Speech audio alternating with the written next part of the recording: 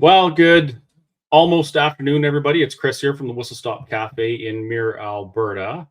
I would like to take a moment to thank whoever it is over at the Rise of Alberta for these amazing videos and memes that we've been experiencing for the last little while.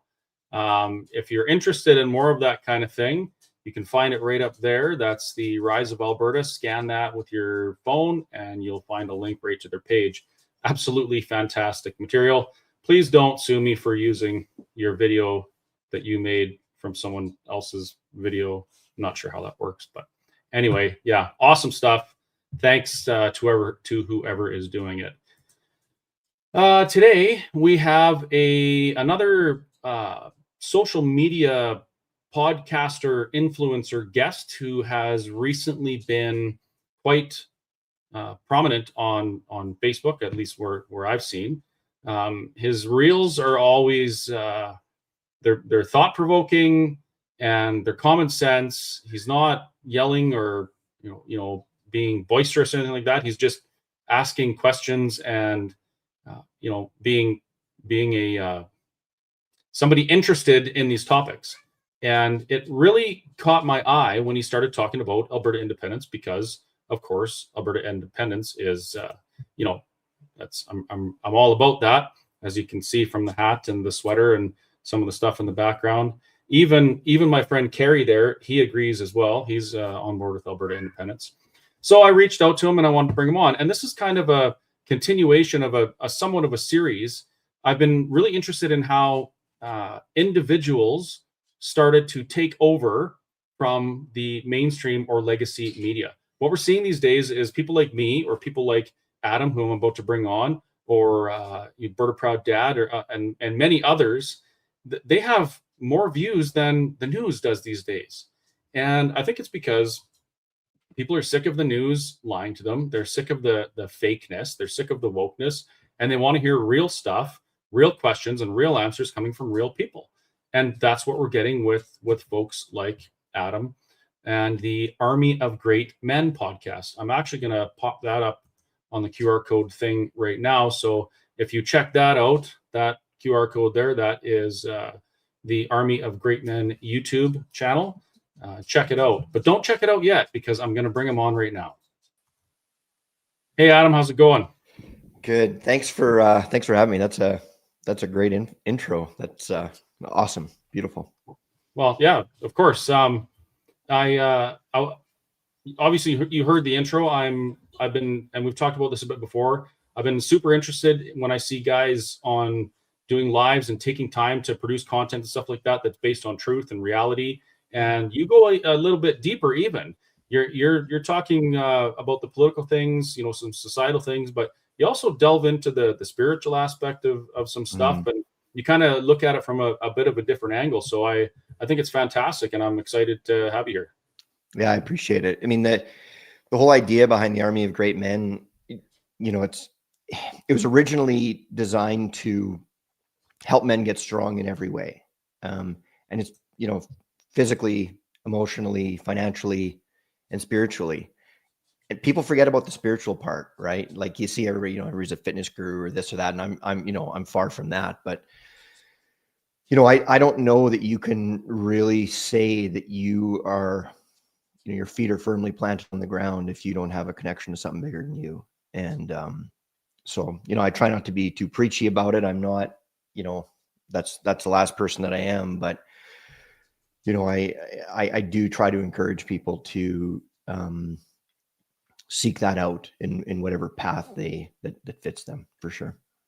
Yeah, well, it's important, and we're kind of we are living in a time where men are we're kind of cast aside as a relic of the past, and we need to change, and masculinity is toxic and men shouldn't be strong.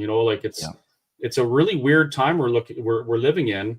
And so it's cool to see people that are focused on, helping men do the things we're supposed to do, which is we're supposed to be the ones that do the heavy lifting. We're supposed to be the ones that sacrifice first, those types of things, the hard things. And, we see a mainstream and a woke left that really just hates that. Dude, why do you think that is? But it's really simple, Chris. If you want to take over any society, there's two things you do. First thing you do is you disconnect them from God. Second thing you do is you neuter the men.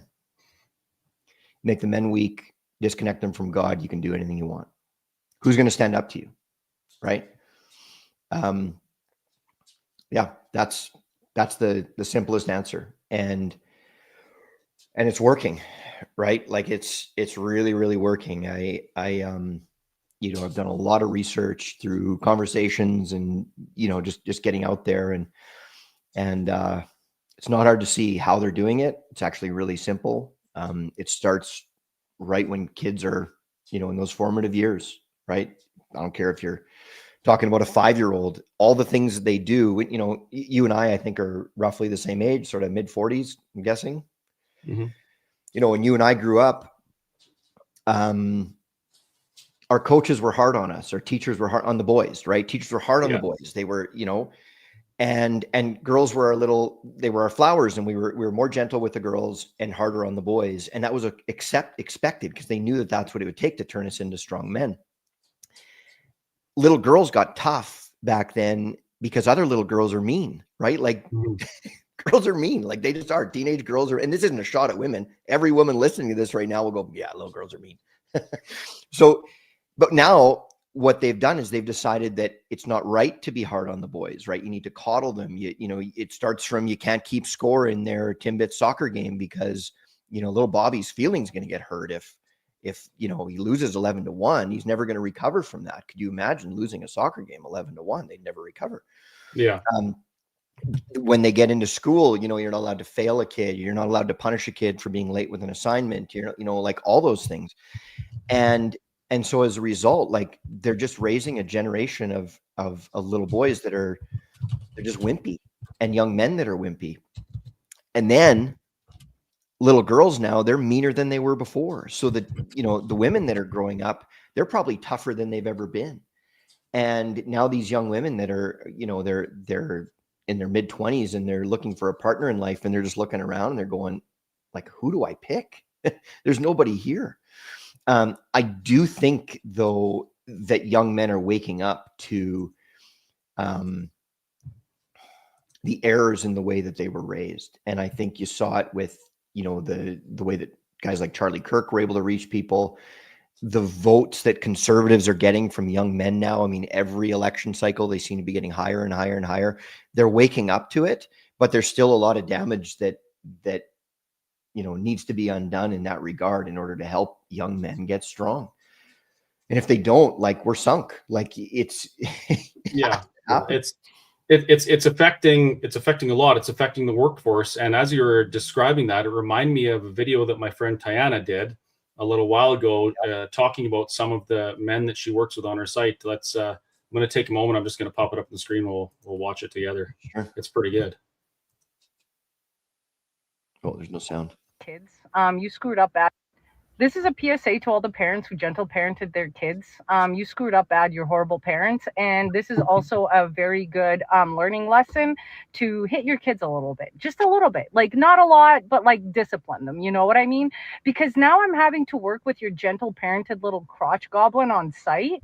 And it is painful. And I'm not saying all Gen Z kids are like this, but the iPad kids, the ones who are gentle parented, 100% are all delayed in their development stages of talking to another human being, because this is how they answer the phone. That's it. There's no hello, nothing. Or if you ask them to do something, they just stare at you, right? Like, it's so frustrating. Like this one kid, I was like, hey, can you go do this? And he's like, yeah. And I'm like, okay. And then he just stops and stares at me. And I'm like, are you okay? Are you having a medical emergency right now? Like, is this a seizure, a heart attack? Like, what's happening? No. I'm like, okay. Like, did you understand what I just asked you to do? Like, did I ask you to do something outside of your scope of knowledge or training or anything? Like, do you have questions? No. It gets better. It gets much better, but that's kind of in a nutshell. It's true. It's true. And so like she's talking about some of the surface issues that get there, the deeper issues when you raise a generation of people who are told that anything hard is something you need to run from, any adversity is somehow bad. Then when they become adults and they actually face real adversity, they have no idea what to do with it. Like they have no clue.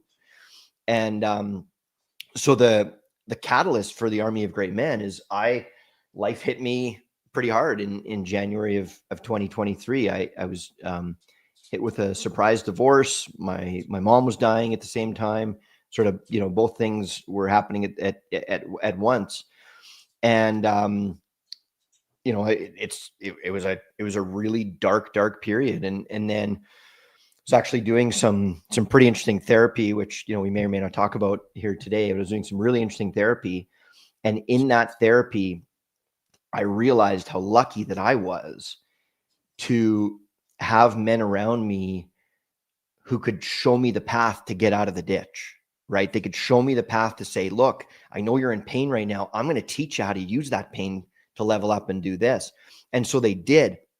And then through that, I was reflecting on some of the other people that I know who never recovered from when life hit them. One of our friends from Saskatchewan, his girlfriend broke up with him and he died. He literally drank himself to death. He didn't know what else to do. And it's a symptom of society. It's a result of what happens when you teach people that things that are hard are bad. And so the initial impetus for the Army of Great Men was I wanted to pay back some of the lessons that I learned from the great men around me, so that I didn't have to hear stories about my friend in Saskatchewan who died from a breakup. And it sounds crazy, right? Like if you've never experienced pain like that, you might think, oh, like, what are you talking about? I'm telling you, like, I thought when my dad died, I thought that was the hardest thing I was ever going to go through. It was nothing compared to this, nothing. That make me sound wimpy, but it's not. Like you go through it, and guys don't talk about it. So, it's that's sort of what started it. So that was the kind of forging process that had you come out and start the Army of Great Men podcast?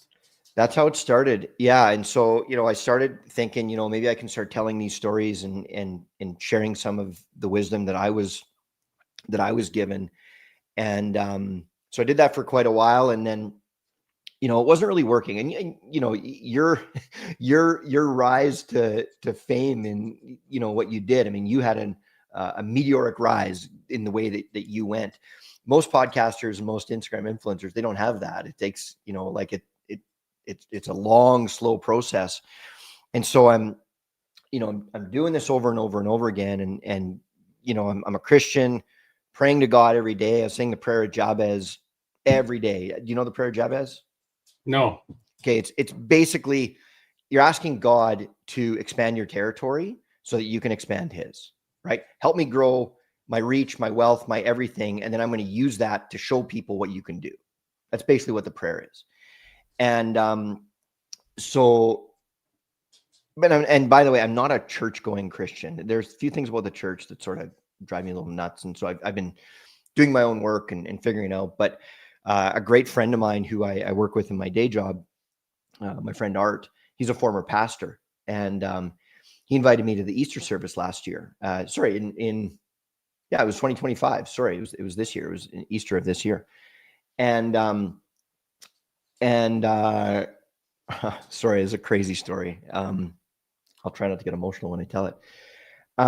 So there's these big tubs of water on stage, and I go, oh, what's this about? Like, I haven't been to church in 100 years, and I'm looking at this going, what's this about? And then turns out they're going to be baptizing people at Easter.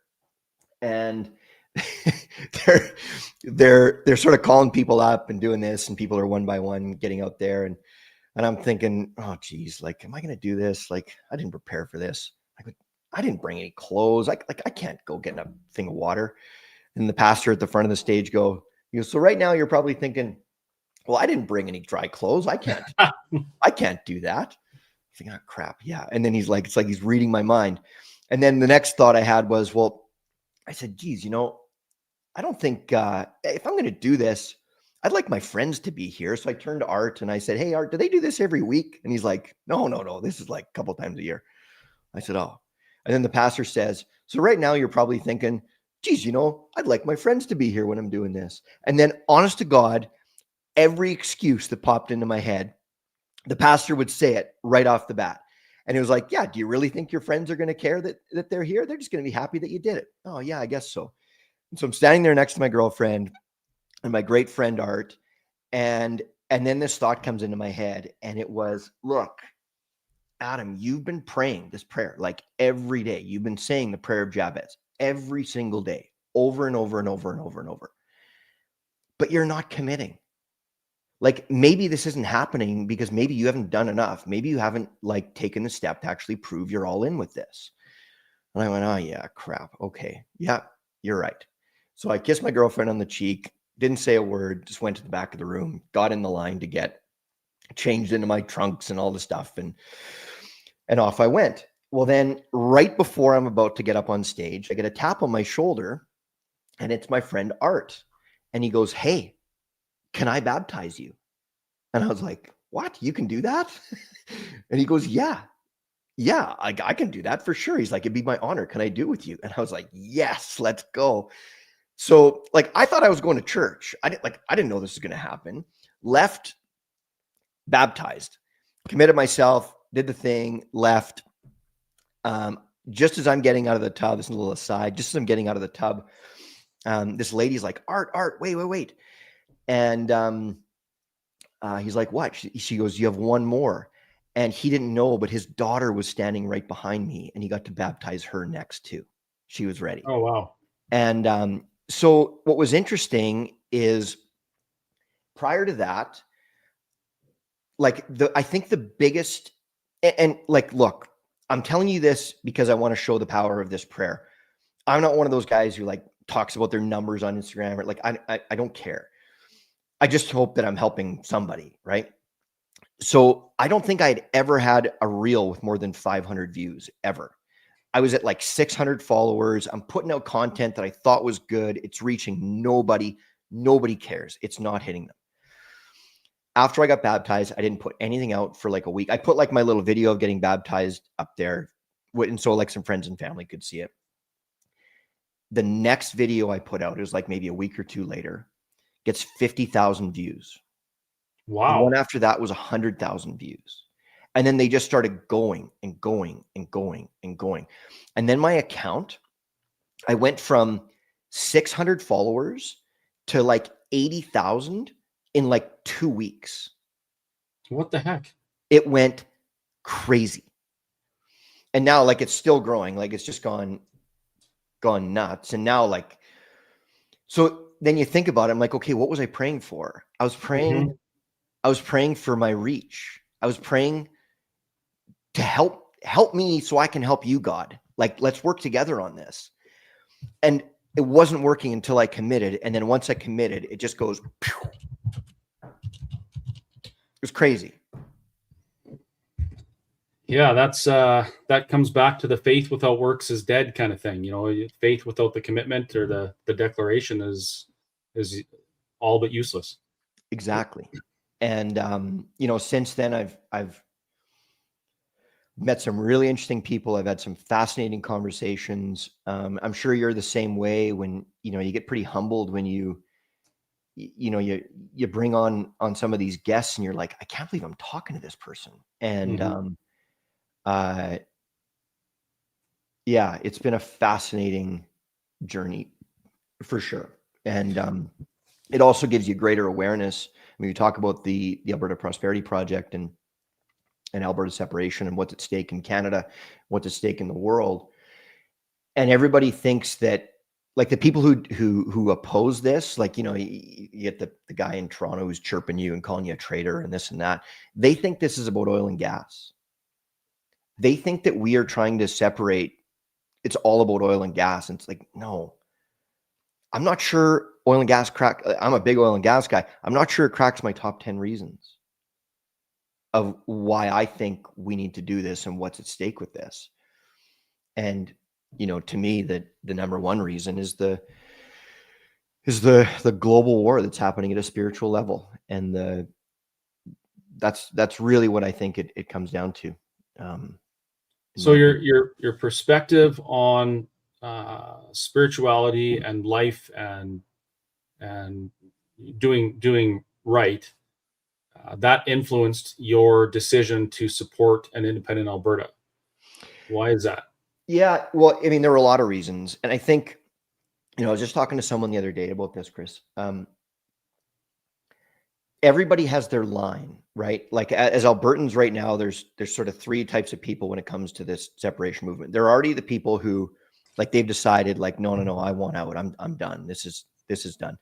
There's a pretty good chunk that is still undecided, and then there's, of course, the ones that are like, no, never. I'll never ever vote for this.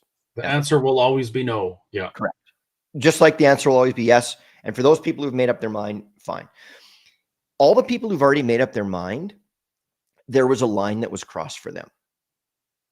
And once that line was crossed, it was like, no, I'm done. Like, you feel betrayed, you feel whatever. You just realize, it's not going to get better.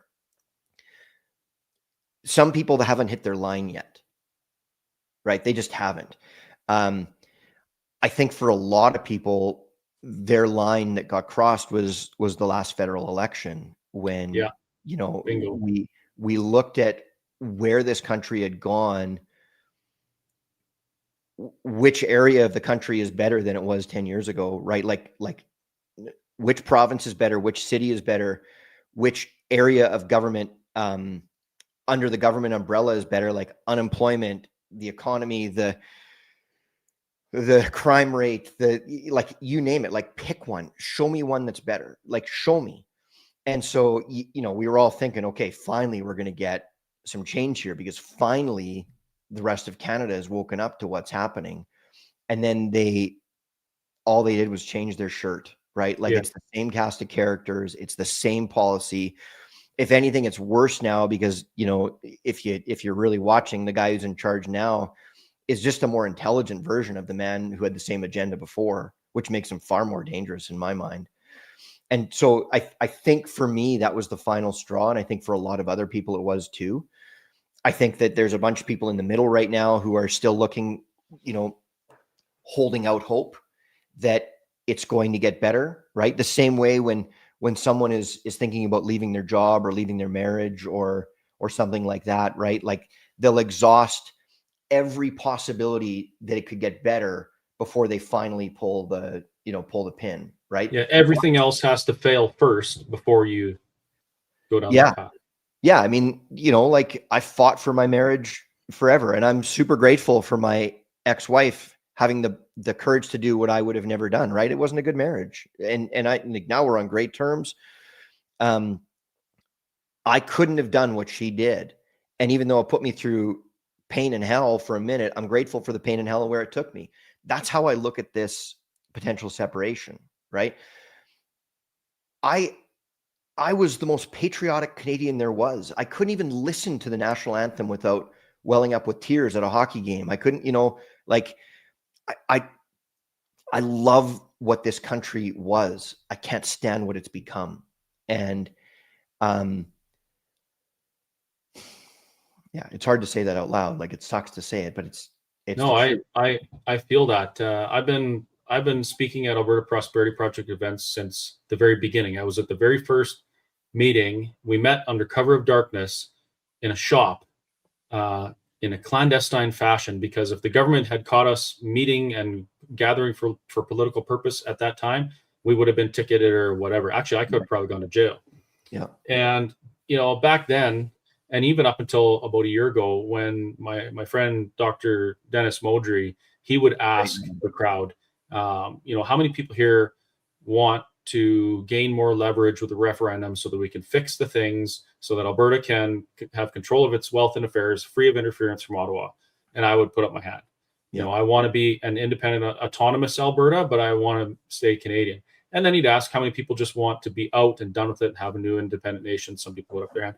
I was always a within Canada guy. I was always we need the leverage so we can fix these things. Mm-hmm. But the farther I've gone and the more I've learned, the more I've come to realize that this isn't about fixing anything, because what we have, it's not broken. It's working exactly the way it was intended to be. Correct. We've just seen the consequence of it more vividly now, right? So I totally understand what you're saying. And I really felt that this Remembrance Day. I was at the Remembrance Day ceremony at the Muir Hall here, and we're singing "Oh Canada" and "God Save the Queen," and it felt different for me. Like it was a little unnerving, and I'm watching the videos, and almost like, well, I'm not going to talk about what I thought that was like, but I'm watching these things, and I'm thinking about the way I felt before. I was in Air Cadets. I participated in lots of these things, and it is not the same. It's completely different right now, and it's like that.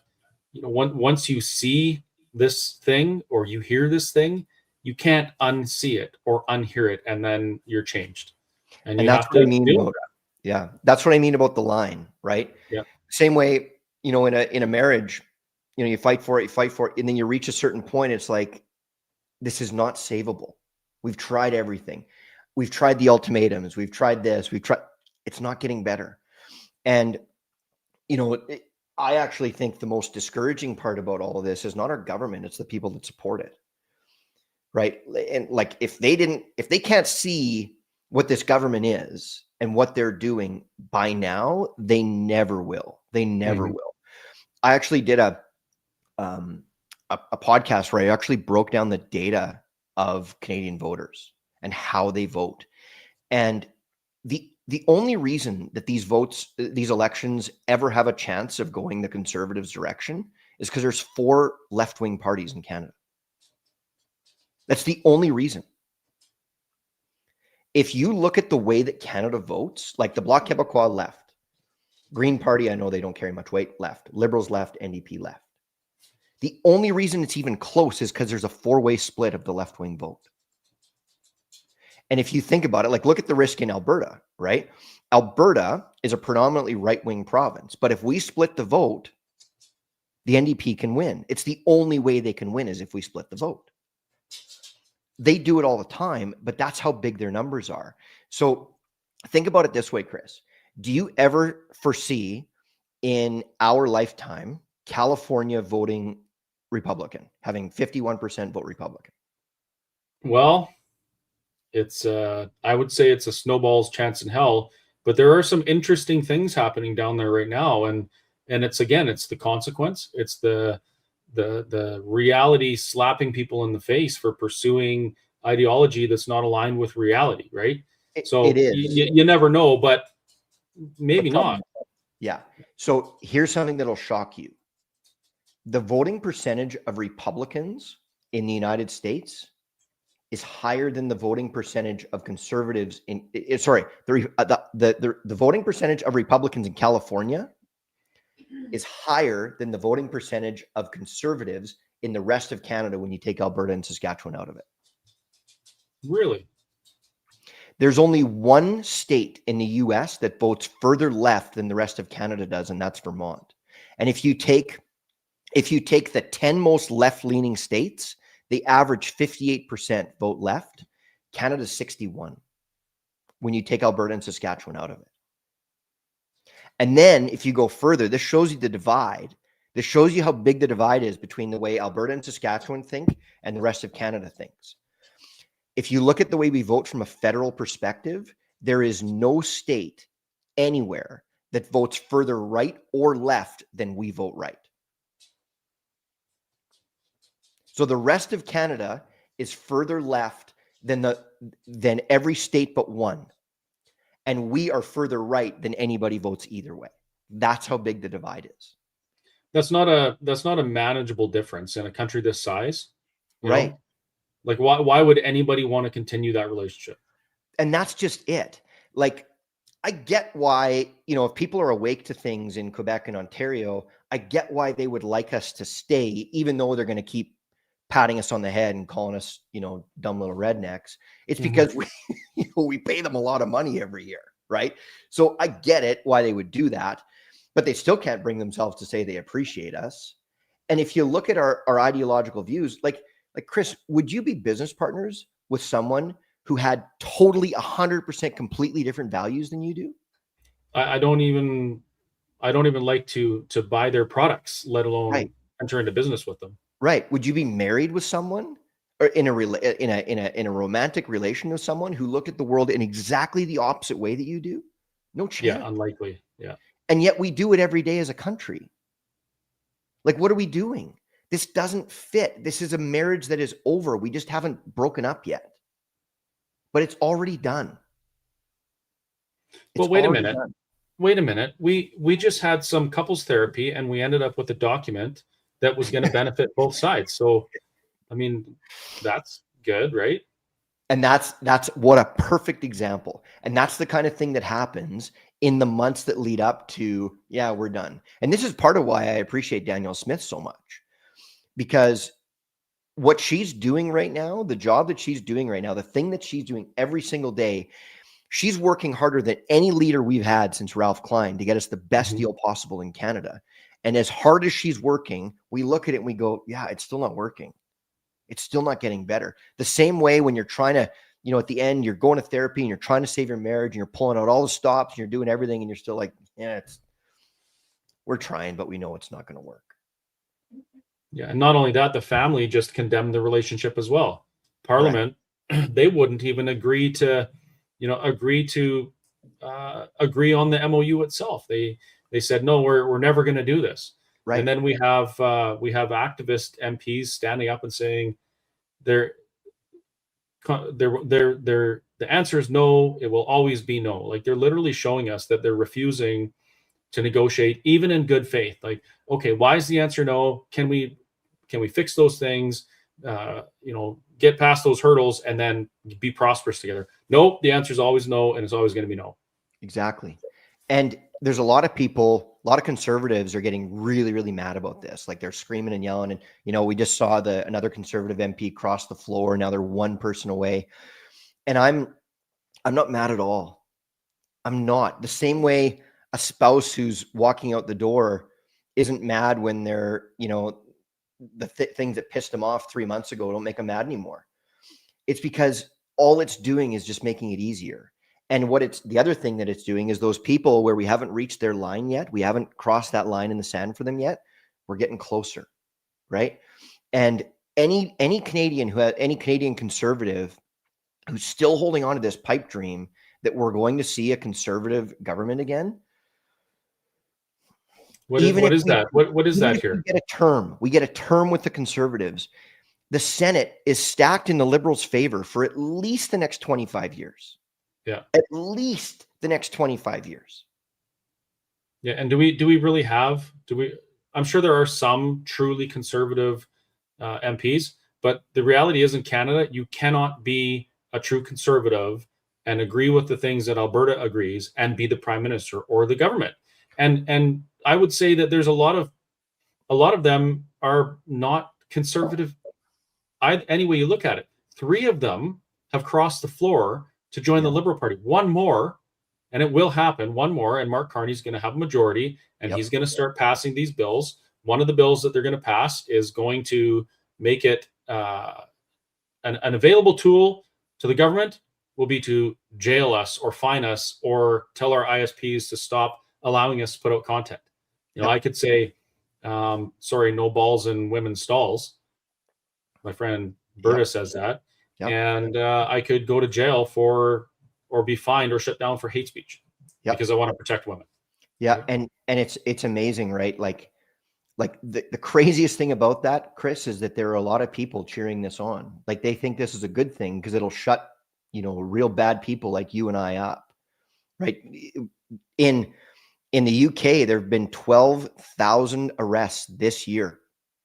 12,000 arrests which is almost word for word the same bill around hate speech. People are getting arrested for saying things in private conversations in text. Yeah.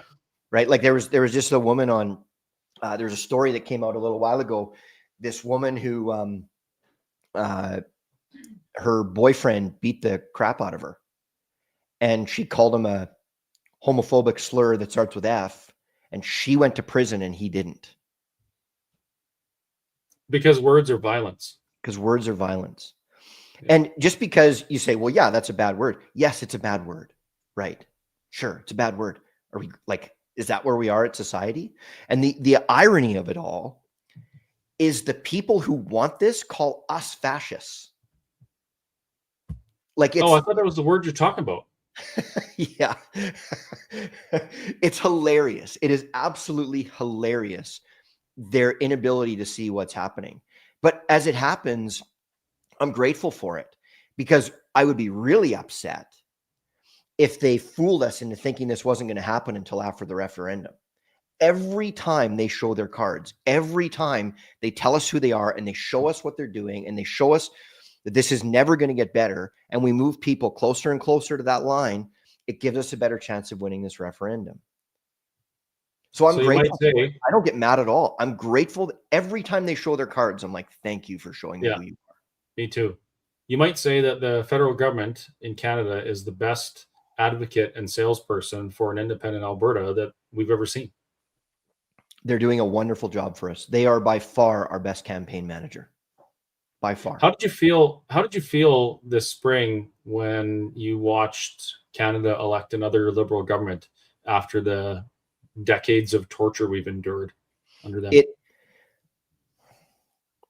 It told me for sure that it's never going to change, that people still want more of it. And I think part of it, and I think, going back to what you said earlier, Chris, about how, social media influencers have way more reach than the news does right now.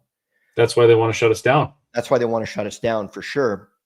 But it's shocking to me how many people have no idea how the government policies that are being put in place are impacting their lives. Like, I was at the grocery store a couple of weeks ago, and there was this really nice lady behind me. She's probably, 65, 70 years old, sweet lady. And I had a couple of steaks on the conveyor belt at the grocery store. And she looks at the price of the steaks and she's like, oh man, she's like, remember when food was affordable? And I said, yeah. And I said, the funny thing is people still don't know why it's gone up like this. And she goes, well, why has it? And I went, you don't know why our groceries have, like, inflation is what it is? And this, she's like, no. And I just sat there just like, people don't know this. Like, they really don't know what's been causing inflation and the way they print money and, all these added taxes. Not like, really? You don't know? It gets worse. It gets worse than that even. Like we have, sorry, I didn't mean to cut you off. Yeah. We have people like Jagmeet Singh trying to blame it on the individuals who are creating the jobs, building the companies, doing the things. He's trying to convince people that we need to fight the CEOs. That's how our groceries are going to get cheaper. No. We may as well start asking, who is Charles Galt now? And then just be done with it. Right. Yeah. And so, I really think that if these people aren't educated now, if they don't see what's happening now, and don't get me wrong, like, I hope I don't come across as arrogant when I say this, as though I've got all the answers. I don't. I have a lot of questions. I have a few answers and a whole bunch more questions. Yeah. But there are certain things that you look and you're like, you still don't see it. You still think all of this was a good idea. And it clearly is, because, like, they're celebrating this MP crossing the floor. They want another Liberal majority. They want it. And frankly, at this stage, I'm fine with it. Show us your cards, guys. Show them now, because we've got 9 months to get people over that line. 9 months if the referendum's in October, like they're saying. Well, so, we certainly have a lot of work to do. That's for sure. I'm gonna try and spend a lot more time focusing on these things and talking to people like you, who I stumble across your feed, and you're talking about Alberta independence. And I think it's important that we start having these conversations. Like, there's people that are there's the ones that just don't know. There's the ones that are insulated from everything that's going on and haven't felt it yet. Yeah. And as we progress, what you said, they're going to keep exposing the government. The federal government is going to keep exposing the reality that we need to leave. And things are going to happen where these people are going to start, they'll feel it, or they'll have a eureka moment. They're going to be like, oh, now what? But we have the what, and the what is an upcoming referendum. And the Alberta Prosperity Project, of course, is Mitch just refiled the referendum question yesterday with Elections Alberta. Yeah. So within very short order, I'm thinking January 10th or 11th, we're going to start collecting signatures to get a referendum question on the table for fall, which is, I mean, this is huge. Yeah. And anybody who thinks that the fight is going to get easier from here is dreaming in Technicolor. Like, Mhm. just so everybody knows, I get frustrated when people try to convince people how great and easy this is going to be, right? It's not. Like, you guys, this is our war, and it's really cool that we get to be a part of it. Like, normally people have to pick up guns to do something like this, right? Normally people have to lay down their lives to create change like this. We get to do it with our voices and our vote. And make no mistake about it, like, this isn't historical for Canada. This will change the direction of the planet. It is the biggest vote almost anywhere in the world has seen in at least the last 50 years, maybe the last 80. And I'll tell you why. And I know you know why, Chris, but for people that don't, when this happens, when this vote happens, it's going to be terribly difficult to put the pieces back together, right? Like, it's going to be very, very difficult to rebuild this new country that we've got. All of our infrastructure, all of the systems we have, everything, our currency, it's all got to get torn down and built back up. And any one of those things is a monumental job. And we're going to have to do all of them at once. Like, it is going to be painful once this thing happens. It's going to be painful, but the reward is extraordinary. What the reward is we get to show the world what this looks like. Because right now, what we're trying to build doesn't exist anywhere on earth. And the reason I know that is because you and I guarantee you, Chris, I guarantee you, you've thought about it with your family. And the thought is, where do we go? Yeah. Like, where do we go? And like, a lot of people say, oh, I would move to Texas. Well, yeah, Texas is one election away from going right back to craziness, right? There's nowhere left. There is nowhere on earth that fits for people like you and I. And there are like there's hundreds and hundreds of millions of people on earth who think the way we do. And I'm not saying I'm right. I mean, this is right for me, right? One of the things I always talk about with values is values are personal. Chris, if you value apple juice and I value orange juice, it doesn't mean one is right and one is wrong. It means these are the things that are important to you. These are the things that are important to me. Well, there's a lot of people like you and I who feel like we don't have a home. We don't have a place to be us because there's nowhere on earth that allows our values to drive the bus. We've got them here in Alberta, but we've got our country with their boot on our neck. So we can't be us. If and when this passes, if and when we do all that work that will take to rebuild it, and it's going to be the hardest thing any of us have ever done. But the reward is we get to show the world this is what it looks like when it's done. This is what it looks like. This is a haven for people like us, and it doesn't exist anywhere else. And then what happens is other countries, other places in the world look and go, well, yeah, we can do it. We can do this. The same way when I was looking at driving myself out of the ditch, the only reason I knew that I could was because I followed somebody else up the mountain. Because that's how people climb mountains, Chris. They don't climb mountains because they do it on their own. They do it because someone else did it first. Because if you look at the mountain from the bottom, you look and you go, how the hell am I going to climb this? I'm not going to be able to climb this mountain. But the way you did is because you watched somebody else chart the path and they figured out the way to go. And then so you don't even think of it as climbing a mountain. All you do is think of it as following the footsteps of somebody else. That's what we're doing. We're the first ones up the mountain. We're the first people that get to climb the mountain. And then other regions in the world, other countries, other provinces, other states, other whatever can look and go, don't tell me we can't do it, because they did. And we're like them. We can climb this mountain. They've already showed us how. Yeah. You talk about it's not going to be easy. There'll be a little bit of pain. And I completely agree. There are things that we're working on to try and mitigate that, like things that we know we have to do. We're already thinking about them. And when I say we, I'm talking about the movement in general. But something that occurred to me a while ago was that we're slowly moving into a situation where it's becoming more and more painful. The water's getting hotter, right? We're not going anywhere good. The trajectory this country is on and this province is on, if it stays with it, is going to somewhere that's going to be very painful. The difference is, once we get to a certain point, assuming that we have a prime minister who believes that the ordinary people need to make sacrifices of their rights and freedoms so that everyone else can survive, which we do, we get to a place where it's no longer viable to try and stand on your own. Correct. We lose the ability, we lose the voice, we can't bring people. It took Poland, how 20 or 25 years or something like that to get out from under the boot of communism, get out from behind the Iron Curtain by handing out pamphlets, because they didn't have the capability to do these things. So if we let this go too far, we're going to go through the pain for sure, but it's going to be way, way harder, maybe impossible to get out of it. And that's why people end up quitting their jobs or leaving their marriage or that and that. They get to the point where it's not going to be easy either way, but one is certain doom, and the other, there's actually a reward on the other end of that pain. And that's where we are. And people always say, well, what if? Okay, yes, it is an unknown. Alberta becomes an independent nation. We don't know exactly how it's going to go. We can start with a really good constitution that we write, looking at constitutions from all over the world, and give ourselves the best foundation for freedom and prosperity that any country ever has had. We could do that. We don't know if the people are going to continue to protect their freedoms and fight for what's right. We don't know that.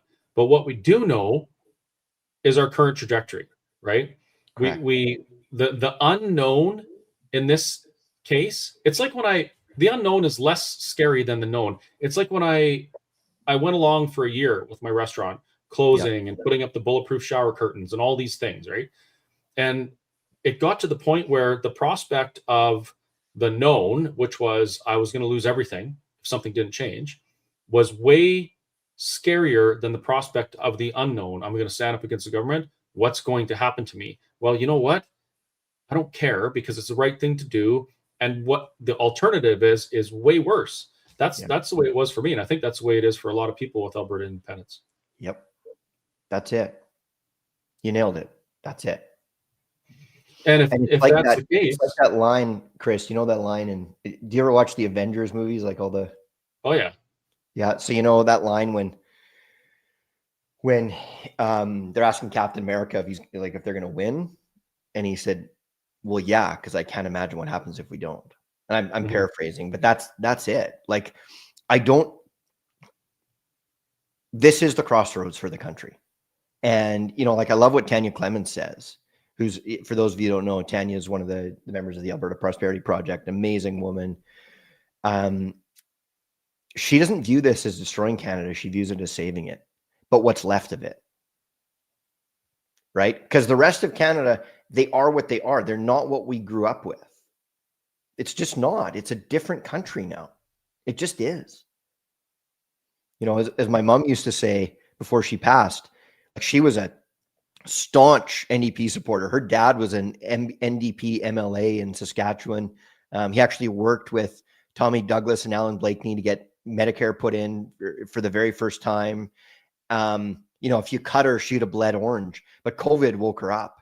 And she actually died a card-carrying member of the Conservative Party of Canada. Wow. Which is amazing. Because you know how rare that is for someone to go. But what she always said is, I didn't leave the left left me. Yeah. Right. But it's amazing how many people kept following down that path. And, I always laugh at the Nazi lines. Oh yeah, you guys are a bunch of Nazis. Well, did everybody in 1987, were they all Nazis in Canada? Because they're like, the vast majority of Canadians are way further right than we are, than even I am today. Yeah. Were they Nazis? Or were they just freedom-loving, good, God-fearing people?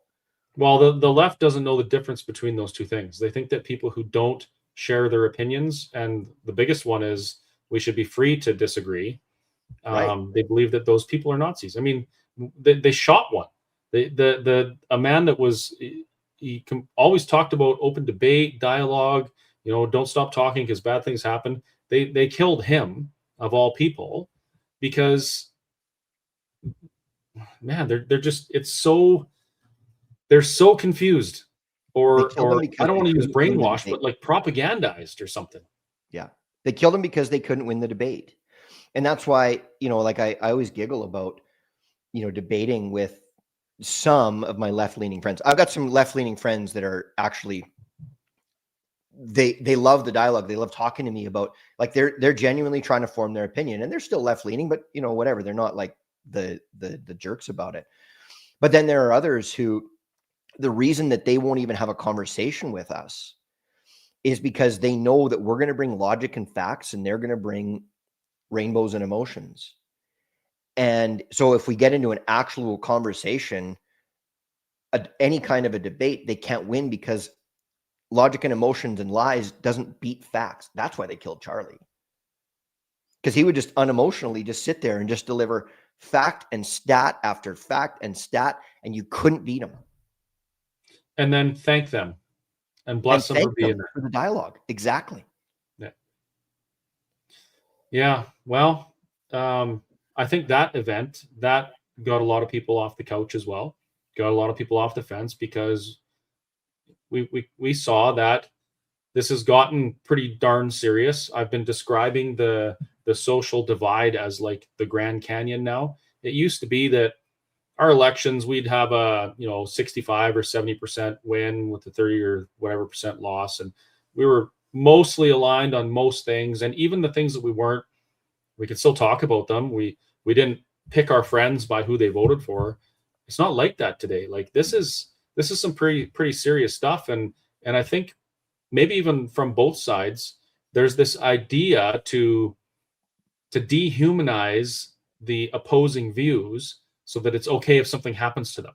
And people say, oh no, Chris, our side doesn't think that. Yeah, they do, because I've had lots of people come to my cafe and talk about how they wished a certain thing would happen to a certain ex-prime minister, So he's been dehumanized by our side as well.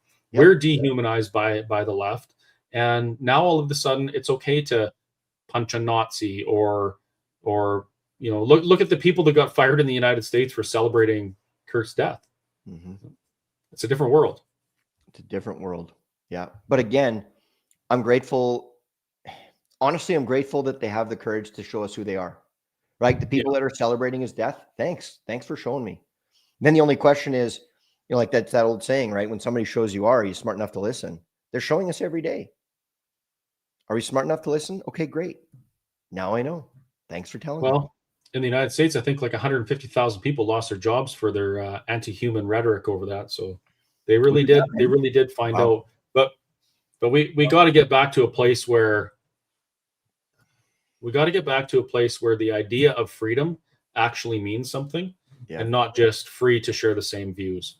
I hear it described in the United States all the time. Free speech doesn't mean, there's two types of speech: free speech or not free speech. If you ban a word, if you tell someone they can't say something hateful, you don't need free speech, because if you have to be protected against speech, it's not free, right? We're more concerned about canceling dialogue because feelings might get hurt than continuing the dialogue and agreeing to disagree. Yeah. And the other thing that a lot of people seem to miss when it comes to free speech doesn't mean free of consequence, right? Like if one of your employees says something absolutely terrible and awful, doesn't mean they shouldn't get fired. Like, sure, fire them. If there's a business owner that says something absolutely terrible, he's waving a Nazi flag or something with pride, we have every ability to not support that person's business anymore and just watch them, lose their business because of that. That's fine. You have every right to vote with your dollar, to hire the people you want, to associate with the people you want. No problem with that. It's just not the government's job to decide. Exactly. That's not their job. And that's what I think scares everybody so much about these impending hate speech laws that are coming in. Well, who decides what's hateful? Who chooses that? Where's the line? I don't know. I would rather society figure that out. Yeah. And now it's another avenue to weaponize legislation to silence a specific group. So under the new legislation that's going to come in, I could be fined or whatever, jailed or something for saying something that's a truth of the Bible. And on the other side of that coin, somebody that believes the Quran, they could go to jail or be fined for something that they say out of the Quran if somebody else finds it hateful. And their metric for the bar is like something that is considered to create I can't remember what it was, but it's such an objective thing. It's not. I don't even know how they could do it, and it's going to turn out badly. So point is, as an Albertan, I know I can't influence our federal government. I know I can't change the way they're going to vote in Parliament, and if that's the path they want to go down, and I can't change it, then we need to get out of that. Plain and simple. Yep. Yeah, and there's, I'm grateful for the work that Danielle Smith is doing. The left is really, the NDP is really upset about, the use of the notwithstanding clause and things like this. I think we're all hoping that she uses the notwithstanding clause to protect us from Bill C9, the hate speech bill. Everything. I wanted to use on every federal law from now on, notwithstanding clause. But here's the danger of screwing it up here in Alberta. Do you think Nenshi would stop any of those things? Absolutely not. Absolutely. No, they want these things. They're pushing for them. So, don't even get me started on that one. But you're not a fan of Nenshi? Yeah, he's quite a guy.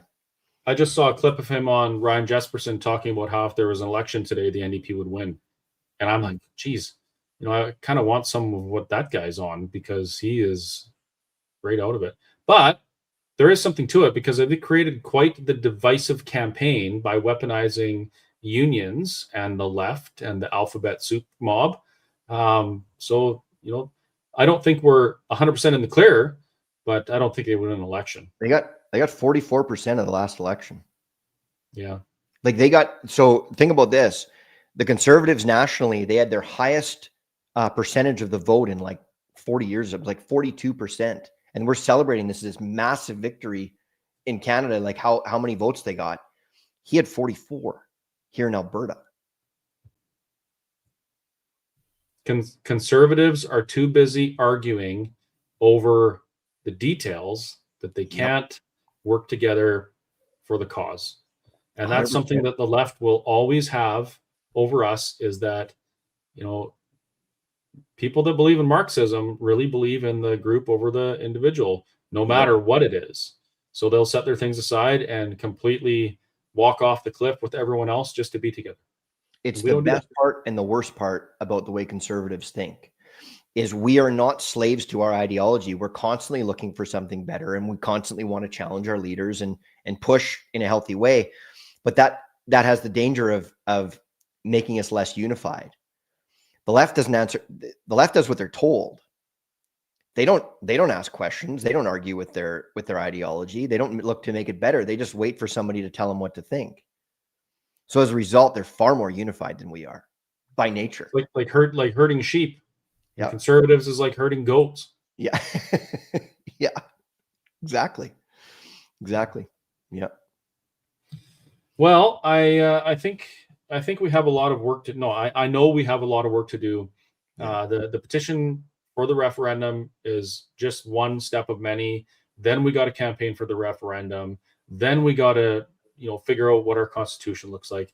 Then we need to hold elections again and have a government. So, folks, just please know this: you're going to be busy for the next 10 to 15 years. You're not going to be able to take your hands off the wheel, as I have and you have for probably decades when it comes to politics. You're going to have to be involved. And if you do, we're going to have a good outcome, because if you bring enough people, you win. But if you don't, we're not going to achieve the outcome that you and I desire. And it's going to be way, way harder to stop these types of things from happening in the future. So I think we should just learn to enjoy the work that we're going to do. It's super fun to go to the AGM. It's super fun to get involved in politics because you meet nice, interesting people. It's super fun to do podcasts and talk about these things with people from all over the country and all over the world. And if we can find the joy in our new tasks, it's not going to be work, and we can get it done with a smile on our face. And that's what I'm going to do. I love it. Yeah. And one of the things that I know we're running out of time here, Chris, but one of the things I really want to get people thinking about is, so that the signature gathering is about to start here. And so I think it's, we have to gather 178,000 signatures. I think that's the number, right? 178,000 or something like that. That's the technical number. I want to see 1 million, but the technical I was number going is to say, 178. Yeah. I think that if you've already made up your mind on this and you're ready to sign this, one of the other things that group that hasn't decided yet, one of the other things that they need to see is evidence that we can win. People want to be on the winning side. That's a part of just human nature. If we can get to 1 million signatures, there's a whole bunch of people that are going to go, wait a sec, this might actually happen. All right, I'm going to be on the winning side here. And you can dismay that or not, or discredit that or not. It's the truth. It's human nature. People like to be on the side of the winner. So get that momentum, and then you'll see bigger names coming on board. You'll see more people coming on board. It's the first step to winning this thing is not the vote in October. It's getting 1 million signatures here in January and February. I think 1 million signatures would get 3/4 of the UCP caucus on board publicly, for sure. There's something I want to discuss really quickly. Sure. Folks, as we go further into this, the attacks are going to be relentless. There's going to be people trying to deceive you. They're going to be maybe even sending people to your door to collect signatures. There is no petition right now. It's not on. The only thing right now that is legit is the intent to vote yes, that the Alberta Prosperity Project is compiling the database of people who intend to vote yes for Alberta independence. The reason for that is once we can do the petition, we're going to know who's there. And all we have to do is contact them and we can get the signature. Signatures will be collected by canvassers who are vetted by Elections Alberta with identification on proper Elections Alberta paperwork, not a piece of paper in a restaurant, nothing else. So if you sign something, be diligent and know who is collecting the signatures and for why, because there is no petition right now. It's not going to be rolled out till probably the middle of January 10th, 11th, something like that. And if anyone's asking you to sign anything right now, they're simply building a database. Alberta Prosperity Project is building a database of people that they can contact to get their signatures. Other people are building databases to create political parties or to sell your email or who knows what. But just pay close attention to that. And with that, if you got a couple minutes, maybe just tell people a little bit about your podcast, where they can find you, that kind of thing. And then we'll let you get back to your day. Yeah, appreciate it. You can find me on Instagram, Facebook.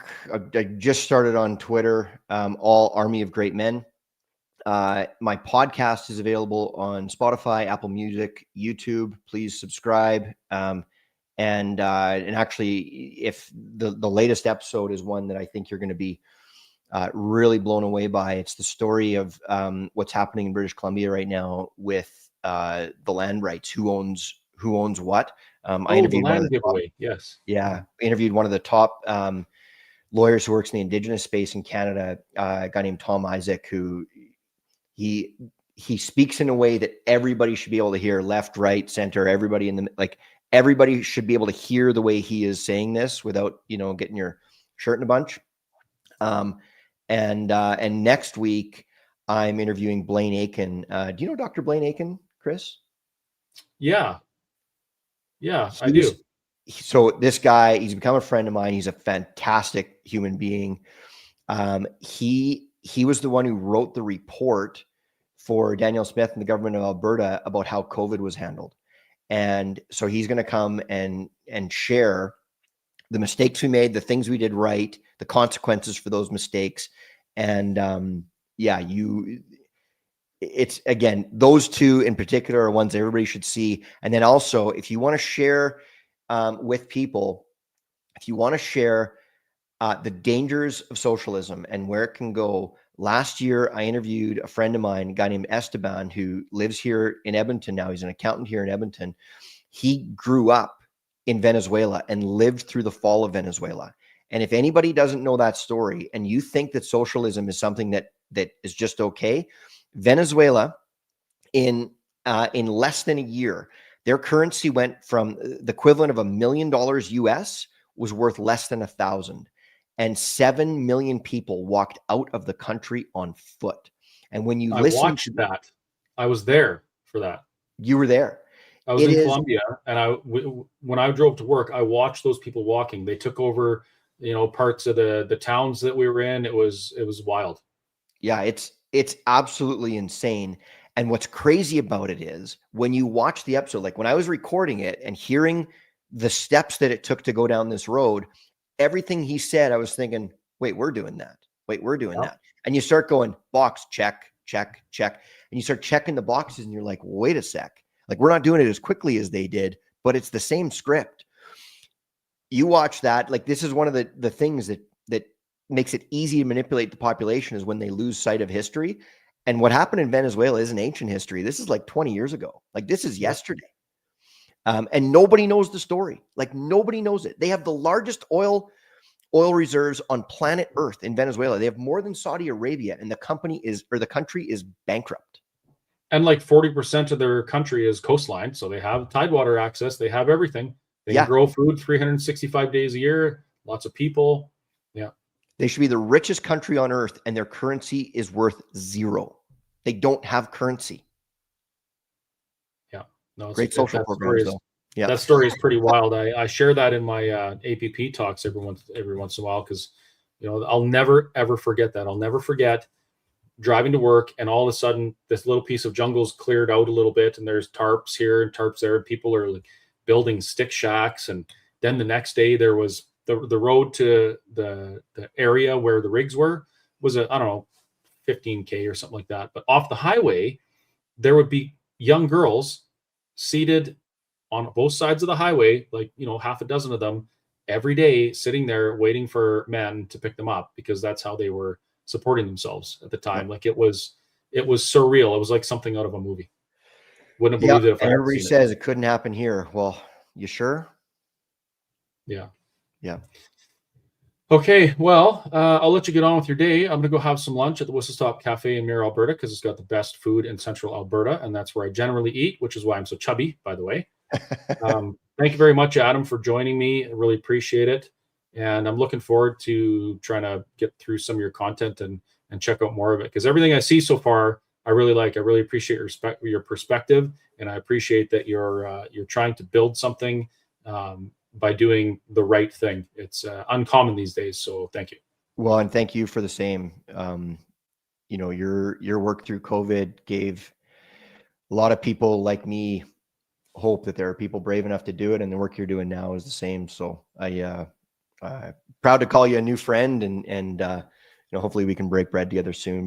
But thank you and your listeners for supporting all this stuff, and yeah, hopefully I can make lots of new friends through what we just did here today. Thank you. There you go. Yeah, don't forget, head over to Adam's page. I linked to his YouTube there. From his YouTube, you're going to find everything else. Give him a follow, give him a like, share his stuff, and we'll just keep pounding the pavement and getting these conversations out until the entire province is ready to make a positive change. And we're going to do it soon. Thanks again. Thank you for the kind words, and we'll catch up with you later. Sounds good. Well, there you go. Adam Derges, the Army of Great Men podcast. There's always an interesting story behind all of these folks who kind of go from just average, normal, everyday person to somewhat of an internet celebrity. And it seems like some people, it just happens overnight. I believe the reason for that is because a lot of us are thinking things, we're feeling things, and we don't quite know what it is until somebody says something and we're like, I get it now. And then we watch their stuff when we share it because we want other people to understand. And that's what's happening with people like Adam's podcast and, Alberta Proud Dad and a lot of these guys. People want the truth. They want to hear raw conversations with real people, tired of being lied to by the media.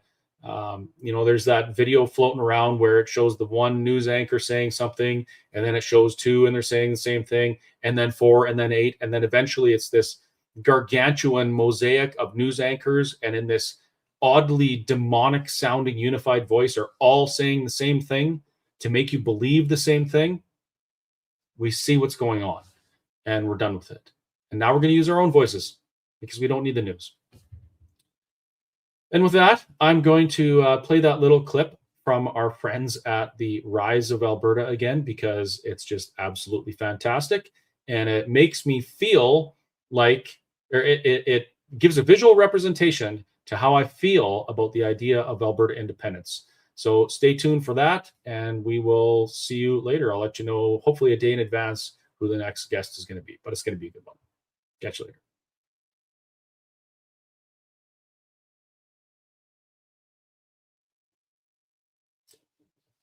That's when people can see you.